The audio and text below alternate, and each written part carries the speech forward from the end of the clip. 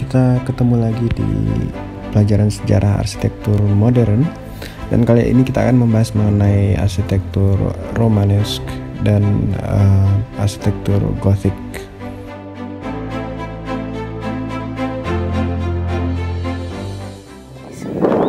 Hey, kita lagi ada di Le Mont Saint-Michel. Tempat ini dulunya monasteri biara, tapi dikelilingi oleh batu. Kita lihat biaranya dibangun di atas karang, dan ini tempatnya agak dingin karena kita berada di tepi pantai. Kita lihat ini membentuk seperti pulau kecil. Jadi di situ itu ada jembatan, terus itu lautnya. Tempat ini dulu jadi pertahanan atau benteng untuk Prancis. Yuk kita lihat ke dalam. Jadi arsitektur Romanes itu memang seringkali digunakan untuk bangunan-bangunan publik ya, karena dia terkesan megah dan mewah gitu. Jadi untuk diterapkan ke rumah tinggal juga jarang ya. Arsitektur Romanes itu bisa kita lihat dari dinding-dindingnya yang tebal ya. Kemudian ada lengkungan di bagian jendela. Nah, arsitektur Romanes ini memang berkembang dari kota Roma. Nah, di sini kita lihat bagaimana pengaruh dari kebudayaan yang ada di Roma ini menyebar sampai ke tempat-tempat lain. Arsitektur Romanes ini memang terkenal dengan bentuknya yang romantis ya. Ini di kota Venice. Di kota Venice ini kita tahu banyak pasangan atau couple ya, mengunjungi kota ini untuk wisata, kemudian untuk menikmati kota yang romantis ini. Nah, ini contohnya. Jangan baper ya.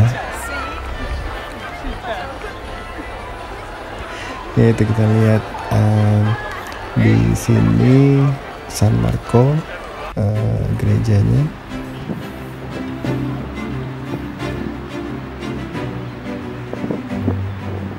Banyak ditemukan arsitektur Romanes ini, terutama di Firenze contohnya, tempatnya Leonardo da Vinci. Firenze ini juga banyak kita temukan bangunan-bangunan publik seperti gereja, kemudian ada juga di situ katedral dan istana biasanya yang masih menggunakan gaya dari Romanesque. Setelah Romanesque kita pindah ke arsitektur berikut, yaitu arsitektur Gothic. Dari Firenze kita terbang ke Westminster Abbey di London. Nah, ini kita lihat ini ada jam gadang, London Clock Tower. Di situ sangat kental dengan nuansa arsitektur Gothic nih. Arsitektur Gothic ini sendiri bukan Saskia Gothic ya, tapi arsitektur yang menunjukkan kesan dramatis. Nah, kita bisa lihat dari lengkungannya itu lebih runcing dibandingkan dengan arsitektur Romanes tadi. Ini adalah Oxford University. Nah, di situ juga kental dengan nuansa Gothicnya. Jadi para desainer atau perancang arsitektur Gothic ini berusaha memasukkan cahaya dari luar untuk membuat kesan interior yang lebih dramatis.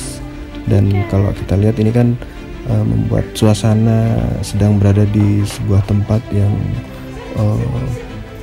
misterius gitu ya. Ini tempat ini sering dipakai buat syutingnya Harry Potter ya, Oxford University.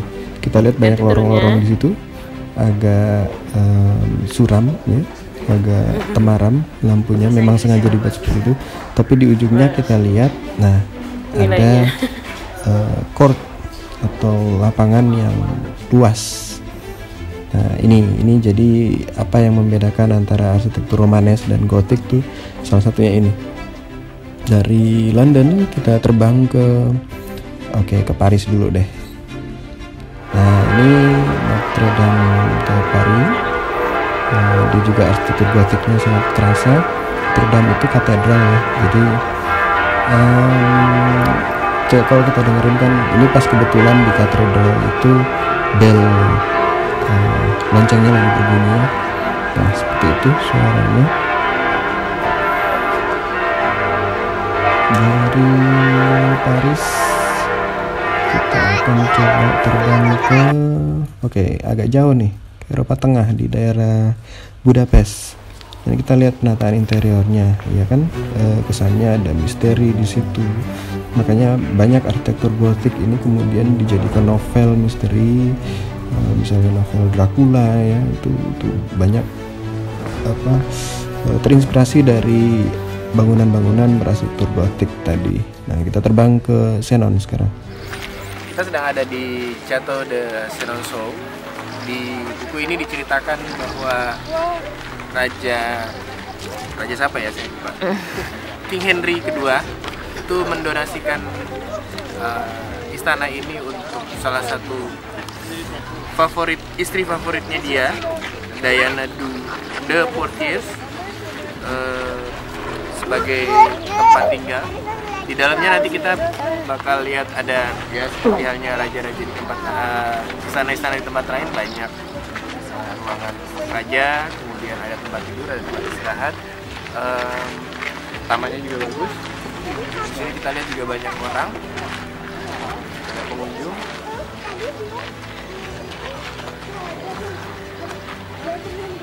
Seperti halnya istana-istana lain, istana ini juga dikelilingi oleh air sebagai area untuk pelindungan.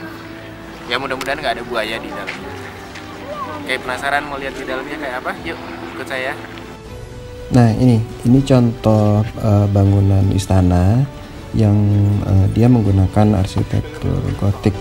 Ini chateau atau istana ini tidak murni gotik ya, tapi dia udah ada campuran Renaissance. Nah, kita lihat Renaissance-nya itu, suasana Renaissance-nya terutama terlihat dari penataan bangunan yang ada memang sengaja ditaruh di tepian air ya, atau dikelilingi air, itu menambah kesan Renaissance dari bangunan tersebut. Kemudian di depan istana ini juga ada ya, semacam kolam. Nah, di sini beberapa ornamen lanskap memang sengaja dimasukkan untuk menambah atau memperkuat kesan Renaissance. Jangan lari tapi. Ini contohnya ada taman labirin ya. Dia labirinnya juga sampai ke tengah ya. Renaissance. Taman-taman Eropa Renaissance. Oke, itu kuliah sejarah arsitektur modern mengenai arsitektur Romanes dan arsitektur Gotik. Terima kasih sudah menonton video ini. Semoga tidak bikin ngantuk ya. Jangan lupa subscribe videonya, jangan lupa like dan subscribe channel saya. Oke, terima kasih.